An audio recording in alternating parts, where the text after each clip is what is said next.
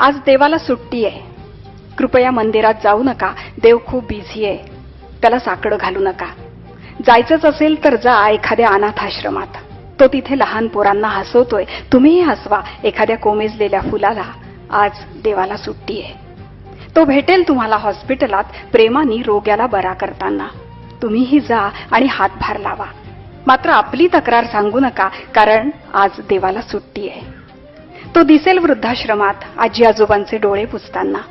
रुमाल घेऊन तुम्हीही जा त्याचे अश्रू पुसण्यासाठी.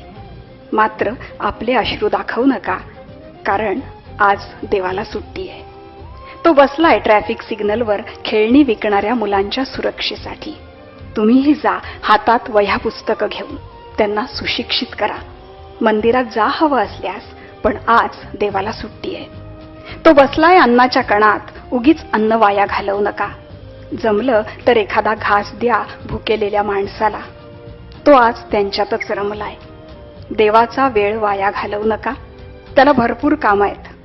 जमलंच तर काही समाजकार्य करा. आज देवाला सुट्टी आहे.